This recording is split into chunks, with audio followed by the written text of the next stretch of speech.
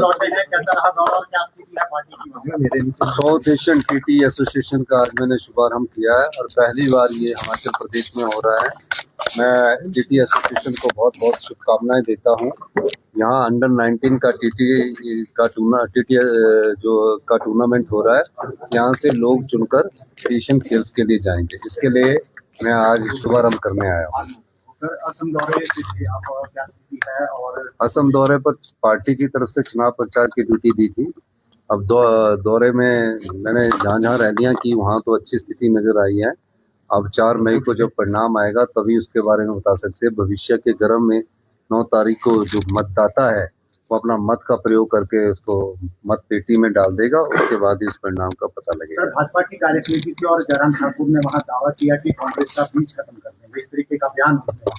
देखिए, भाजपा अपने अस्तित्व की लड़ाई प्रदेश में लड़ रही है। 5 गुटों में भारतीय जनता पार्टी बटी हुई है। कौन सा गुट किसको खत्म करेगा और किसका बीज का समूल नाश करेगा वो भारतीय जनता पार्टी के 5 गुटों में से एक गुट जानता होगा।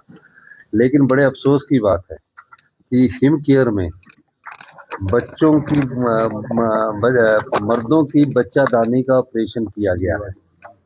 ये बहुत अफसोस की बात है और झूठे बिल बनाए गए हैं। अगर क्योंकि बच्चादानी का ऑपरेशन तो हमारी महिलाओं का होता है, पुरुषों का थोड़ी होता है। तो 4 तो पेशेंट ऐसे नजर आ गए।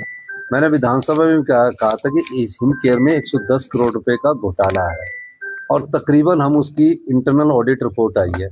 निश्चित रूप से जो हिम केयर में घोटाला हुआ है उसको हम जनता के सामने उजागर करेंगे।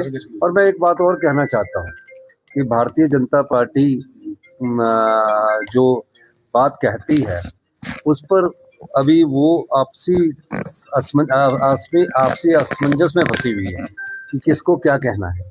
मैं एक चीज कहना चाहता हूँ कि वो बार बार उनके एक नेता बोलते हैं हिम केयर बंद की जा रही है। हम हिम केयर को बंद नहीं किए जा रहे हैं, हिम केयर में सुधार कर रहे हैं और हिम केयर को इंश्योरेंस के तहत भी लाने की हमारी सरकार की प्राथमिकता है। सेवा विस्तार और पुनर्नियुक्ति को लेकर सरकार ने फैसला लिया कि भविष्य में नहीं दी जाएगी। देखिए, 31 मार्च से पहले जिनको सेवा विस्तार दे दिया गया है उसके बाद किसी भी व्यक्ति को ना तो सेवा विस्तार दिया जाएगा, ना रीएम्प्लॉयमेंट की जाएगी और किसी प्रकार का उनको दोबारा से रीइंस्टेट किया जाएगा। कहीं मेडिकल एजुकेशन में कहीं डॉक्टरों के एसोसिएट प्रोफेसर को भी हम नई नियुक्तियां दे रहे हैं।